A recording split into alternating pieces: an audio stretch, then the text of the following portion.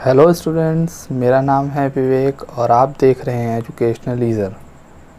अगर चैनल पर नए हैं तो चैनल को सब्सक्राइब कर लें। आज का हमारा टॉपिक है क्लास 10th चैप्टर 10 प्रकाश परावर्तन तथा अपवर्तन।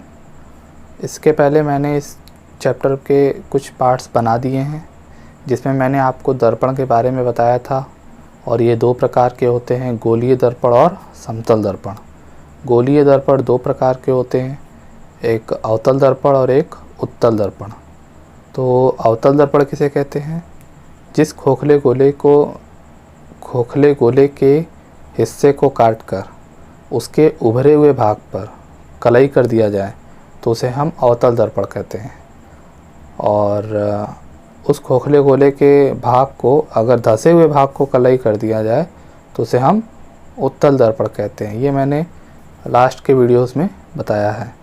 तो आज हम लोग देखेंगे अवतल दर्पण द्वारा प्रतिबिंब का बनना, यानी अगर अवतल दर्पण के सामने कोई वस्तु रखी गई हो तो कैसे कैसे प्रतिबिंब बन सकते हैं। तो 6 स्थितियां हैं कुल, कि वस्तु की स्थिति अगर अलग अलग जगह पर, प्रतिबिंब की स्थिति अलग अलग और उसकी साइज अलग अलग होगी।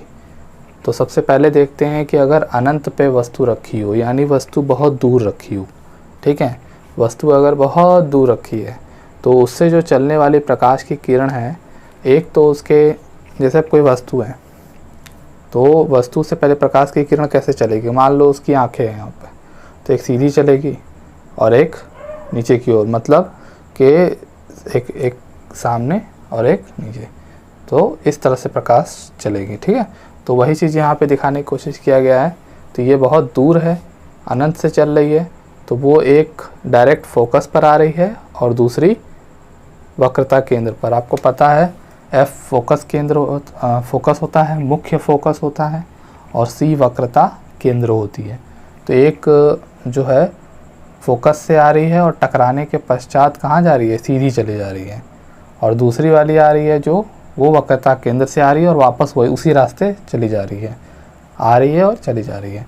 तो ये दोनों प्रकाश की किरणें कहाँ पर काट रही हैं एक दूसरे को, यहाँ पर, जो कि प्रतिबिंब कहाँ बना रहा है, फोकस पर।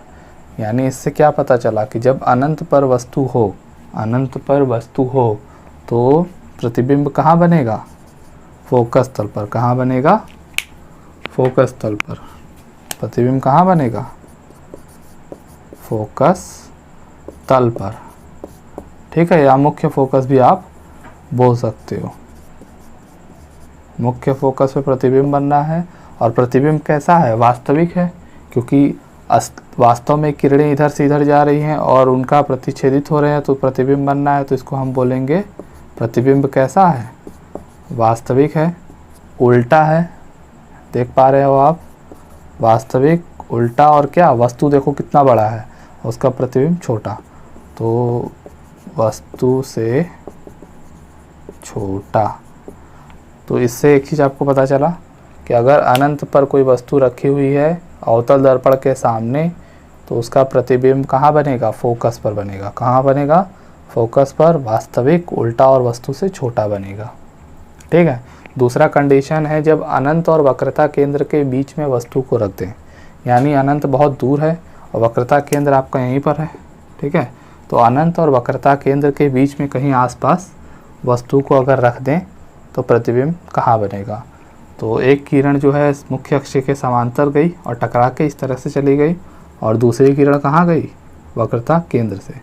ये किरणें कब कहाँ कैसे जा रही हैं उसको जानने के लिए आपको इसको ध्यान देना होगा, और 6 स्थितियां हैं, उसको आप प्रैक्टिस करोगे बना बना के तो आपको आ जाएगा। तो वक्रता केंद्र से गई और वापस उसी रास्ते चली गई, तो ये एक दोनों एक दूसरे को कहाँ काटे, वक्रता केंद्र और फोकस के बीच काटे। तो जब एक दूसरे के बीच काटे तो आप बता सकते हो कि कहाँ बना,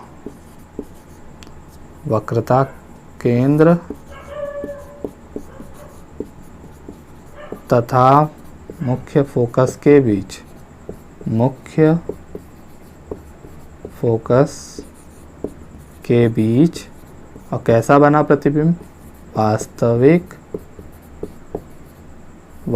बना है और उल्टा है, ठीक है, और अभी भी वस्तु से क्या है, छोटा है, ठीक, वस्तु से छोटा। नेक्स्ट है थर्ड वाला, ये फर्स्ट है, 6 स्थितियां हैं, ये थर्ड है। वक्रता केंद्र पर अगर वस्तु रख दे तो कैसा प्रतिबिंब बनेगा? वक्रता केंद्र पर रख दें तो वस्तु कैसा बनेगा? तो ये है वस्तु, इससे समांतर चल, मुख्य अक्ष के समांतर एक किरण गई और टकरा के इधर चली गई, और एक किरण फोकस से गई, वो टकरा के इधर आ गई। तो इसकी किरण इधर और इसकी किरण इधर, तो ये दोनों एक दूसरे को कहाँ काटे? यहाँ पर। तो यहाँ पर अगर ये किरण काट रहे हैं तो प्रतिबिंब एकदम उसी साइज का लेकिन उल्टा बन रहा है। और कहाँ बन रहा है? वक्रता केंद्र पर। यानी वक्रता केंद्र पर अगर वस्तु है तो प्रतिबिंब भी वक्रता केंद्र पर बन रहा है। ठीक है, तो प्रतिबिंब कहाँ बन रहा है? वक्रता केंद्र पर, वक्रता केंद्र पर। और कैसा बन रहा है? वास्तविक उल्टा। लेकिन अब वस्तु से छोटा नहीं है, वस्तु के बराबर ही है। ठीक है, तो आपने 3 कंडीशन पढ़ा। अगर वस्तु हम अनंत पे रख दें तो वस्तु का प्रतिबिंब फोकस पर बनेगा, वास्तविक उल्टा और वस्तु से छोटा बनेगा। अगर प्रतिबिंब वस्तु जो है आप वक्रता केंद्र और अनंत के बीच में रख दो तो वक्रता केंद्र और मुख्य फोकस के बीच बनेगा प्रतिबिंब, वास्तविक उल्टा और वस्तु से छोटा अभी भी होगा। जब आप वक्रता केंद्र पे वस्तु को रख दोगे तो वस्तु का प्रतिबिंब कहाँ बनेगा? वक्रता केंद्र पर ही बनेगा, और वास्तविक बनेगा, उल्टा बनेगा और वस्तु के एकदम बराबर होगा। तो ये 3 कंडीशन थी। तो आइए चौथी कंडीशन देख लेते हैं। जब वस्तु, अब तक हम लोग वस्तु को कहाँ रखे थे? वक्रता केंद्र पर, पहले अनंत पर, फिर अनंत और वक्रता केंद्र के बीच, फिर वक्रता केंद्र पर। अब कहाँ रखेंगे? बस मुख्य फोकस और वक्रता केंद्र के बीच, वक्रता केंद्र और मुख्य फोकस के बीच।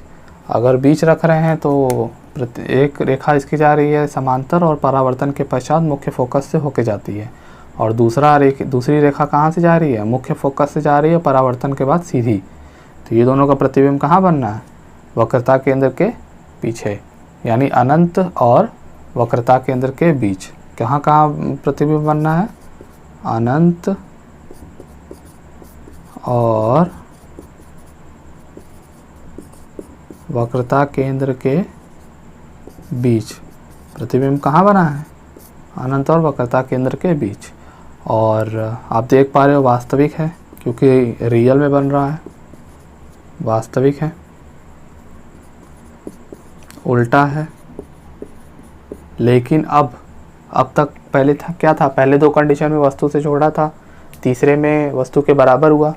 अब वस्तु से देखिए आप बड़ा है, उल्टा है और वस्तु से बड़ा। यानी जैसा ही हमने जितना पास लेते जाओगे वस्तु का प्रतिबिंब और बड़ा होता चला जाएगा। 5th है, जब आप F और C यानी वक्रता केंद्र और फोकस के बीच में न रखकर मुख्य फोकस पे रखोगे। कहाँ रखोगे? मुख्य फोकस पे। तो मुख्य फोकस पे अगर वस्तु रख रहे हो तो एक रेखा तो मुख्य अक्ष के समांतर चल के टकरा के परावर्तन के पश्चात मुख्य फोकस से होकर चली जाएगी, और एक रेखा वक्रता केंद्र से जाएगी। तो ये दोनों का प्रतिबिंब ऐसे चले जाएंगे और कहीं जाकर अनंत पर मिलेंगे। कहाँ मिलेंगे? कहीं जाकर अनंत पर मिलेंगे। ठीक, तो इसको हम बोल सकते हैं, क्या बोल सकते हैं? वस्तु का प्रतिबिंब कहाँ बन रहा है? अनंत पर, अनंत पर। और कैसा बन रहा है? वास्तविक, क्योंकि कहीं ना कहीं किरण जाके ये मिलेगी ही, वास्तव में ही बनेगा, आभासी नहीं बनेगा। और उल्टा बनेगा क्योंकि नीचे बन रहा है। ठीक, और वस्तु से तो बहुत बड़ा बनेगा क्योंकि कहीं दूर जाके बनेगा, तो वस्तु से बड़ा। आखिरी कंडीशन, अभी तक हम लोग फोकस पर पहुँचे। अब हम ये ध्रुव कहलाता है, वक्रता के दर्पण के मध्य बिंदु को ध्रुव कहते हैं। तो इसके बीच में वस्तु को रखेंगे। ठीक है, F और P के बीच में। तो एक रेखा तो मुख्य अक्ष के समांतर जाके मुख्य फोकस से चली जा रही है, दूसरा वक्रता केंद्र से जा रही है, और ये दोनों ऐसा लग रहा है कि ये और दूर जा रहे हैं। और दूर चले जा रहे हैं, तो इधर तो मिलने का कोई सवाल ही पैदा नहीं होता, है ना। तो ये अगर हम इसको दर्पण के उस भाग मान लेते हैं जो कि वास्तव में जाने वाला नहीं है, उधर उधर जाने वाला है नहीं, लेकिन हम लोग मान लेते हैं कि इधर तो मिलने वाला है नहीं, लेकिन मिलता हुआ प्रतीत हो सकता है, वो भी दर्पण के पीछे। तो यहाँ पर आपको मिलता हुआ देखिए डॉटेड लाइन से है, इसका मतलब ये ऐसा वास्तव में नहीं हो रहा है, मिलता हुआ प्रतीत हो रहा है। तो यानी आप बोल सकते हो कहाँ प्रतिबिंब बनना है, दर्पण के पीछे। और कैसा बनना है, आभासी। अब वास्तविक नहीं बन रहा है, ये आभासी बन रहा है और सीधा है, ये उल्टा भी नहीं है ये, ठीक। और लास्ट, वस्तु से बड़ा। आई होप 6 कंडीशन समझ में आए होंगे। अनंत पर जब था तो वस्तु की जो साइज थी छोटी थी, और कहाँ पर थी, फोकस पर, उल्टा था, वास्तविक था। फिर जब हम उसके पास आए वक्रता केंद्र और उसके बीच, तो वस्तु का प्रतिबिंब कहाँ बना, फोकस और वक्रता केंद्र के बीच बना, उल्टा लेकिन वस्तु से छोटा। फिर जब वक्रता केंद्र पे रखे तो वक्रता केंद्र पर ही बना उसी साइज का लेकिन उल्टा। जब वक्रता केंद्र और मुख्य फोकस के बीच आए तो वस्तु का प्रतिबिंब उल्टा बना, वास्तविक बना लेकिन बड़ा बना। उसी तरह फोकस पर आ गए और करीब आ गए तो वस्तु का प्रतिबिंब अनंत पर जाके बना और वस्तु से बड़ा बना। लेकिन जैसे ही फोकस और ध्रुव के बीच में आए तो वस्तु का प्रतिबिंब आभासी बना, और वो भी सीधा, ठीक है, और वस्तु से बड़ा।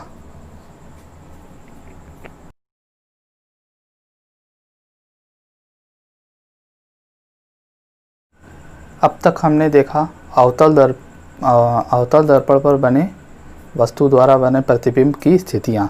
अब हम देखते हैं उत्तल दर्पण द्वारा प्रतिबिंब का बनना, ठीक है। तो अवतल दर्पण में क्या था, अवतल दर्पण में ये था कि उसकी वक्रता केंद्र और फोकस उसके परावर्तक पृष्ठ के पास थी, है ना। उसका परावर्तक पृष्ठ यही था ना, धसा हुआ पार्ट, उभरे हुए पार्ट पे कलई की गई थी। तो उसकी वस्तु की अलग अलग स्थिति हो सकती थी और कुल मिला के 6 स्थितियाँ थी। लेकिन उत्तल दर्पण के साथ ऐसा नहीं होता।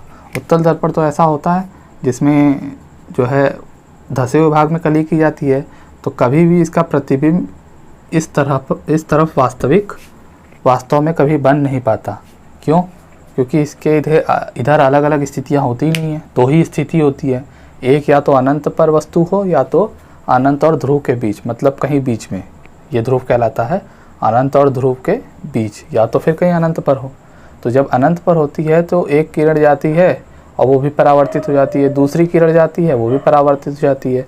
और वो दोनों मालूम है कैसे परावर्तित होती है, क्योंकि एक दूसरे से दूर जा रही हैं, ठीक है, एक दूसरे से दूर जा रही हैं। तो इधर तो मिलने का कोई सवाल ही पैदा नहीं होता। लेकिन जब उसे हम इधर की ओर बढ़ाते हैं दर्पण के पीछे, तो वो फोकस पर कहीं जाके मिलती है। तो आप बोल सकते हो कि इसका प्रतिबिंब कहाँ बनता है, दर्पण के पीछे फोकस पर, ठीक है। और कैसा बन रहा है, आभासी बन रहा है, क्योंकि वास्तव में तो बन नहीं रहा है, आभासी है, सीधा है, ठीक है, ऊपर की ओर बना है और बहुत छोटा है। देखिए आके फोकस पे ही मिल जा रहा है, तो यानी वस्तु का प्रतिबिंब बहुत छोटा होगा, बिंदु के साइज का। तो वस्तु का प्रतिबिंब कैसा है, अत्यंत छोटा, ठीक है। दूसरा कंडीशन और आखिरी कंडीशन, इसके 2 ही कंडीशन होते हैं। अब अनंत पे था तो कैसा, अत्यंत छोटा प्रतिबिंब बनना है, फोकस पर बनना है, ठीक है, और आभासी और सीधा बनना है। तो जब हम ध्रुव और अनंत के बीच में रख देते हैं वस्तु को, तो एक किरण जाती है जो टकरा के वापस आ जाती है, और एक किरण जाती है परावर्तित हो जाती है। तो ऑब्वियस सी बात है, ये दोनों किरण हुई, तो ये दोनों किरण हुई, तो इन दोनों को इधर का मिलने का कोई सवाल ही पैदा नहीं होता। तो ये जो है आपका फोकस पे जाता है, या उसको पीछे बढ़ाएंगे तो फोकस पे मिलेगा, और दूसरी रेखा वक्रता केंद्र पे। तो हमारा प्रतिबिंब कहाँ बनना है, ध्रुव और मुख्य फोकस के बीच। कहाँ बनना है, ध्रुव और मुख्य फोकस के बीच। और रियल में तो बन नहीं रहा, तो कैसा बनेगा, आभासी। कैसा बनेगा, आभासी, और सीधा बना है, देखिए ऊपर की ओर है, आभासी सीधा, लेकिन वस्तु से छोटा, वस्तु से छोटा, अभी भी वस्तु से छोटा ही प्रतिबिंब बना। तो यानी इसकी सिर्फ दो ही स्थितियां हैं जिसमें अनंत पर और एक अनंत और ध्रुव के बीच, दोनों कंडीशन में वस्तु का प्रतिबिंब वस्तु से छोटा बन रहा है, ठीक है। और दोनों कंडीशन में आभासी है, दोनों कंडीशन में सीधा है, दोनों कंडीशन में बस दर्पण के पीछे बन रहा है, लेकिन एक में फोकस पे बन रहा है और एक में फोकस और ध्रुव के बीच बन रहा है।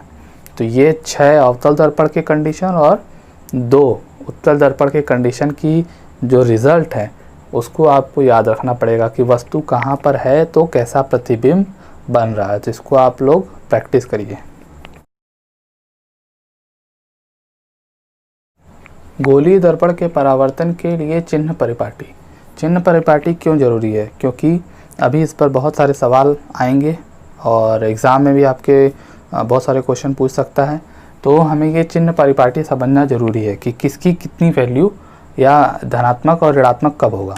जैसे कि अगर ये अवतल दर्पण है, अवतल दर्पण में क्या होता है, उभरा हुआ पृष्ठ जो होता है कलई किया होता है। तो ये इस तरह से होती है और इस तरह से, आपने अक्ष के बारे में पढ़ा होगा, ठीक है। तो ये प्लस होता है, ये माइनस होता है, ये प्लस होता है, ये माइनस होता है। तो वही चीज़ आपको यहाँ लागू होगा। तो दर्पण के जब इधर की जो चीज़ें रहेगी वो ऋणात्मक रहेगी, इधर की जो चीज़ें रहेगी वो धनात्मक रहेगी, ऊपर की जो चीज़ें रहेंगी वो धनात्मक रहेंगी और नीचे की जो चीज़ें रहेंगी वो ऋणात्मक रहेंगी। तो उसी आधार पे इधर की भी इसके लिए भी सेम यही चीज़ होगा, है कि नहीं। ये उत्तल दर्पण है या अवतल दर्पण है, दोनों के लिए सेम नियम। तो चलिए फोकस दूरी की बात करते हैं।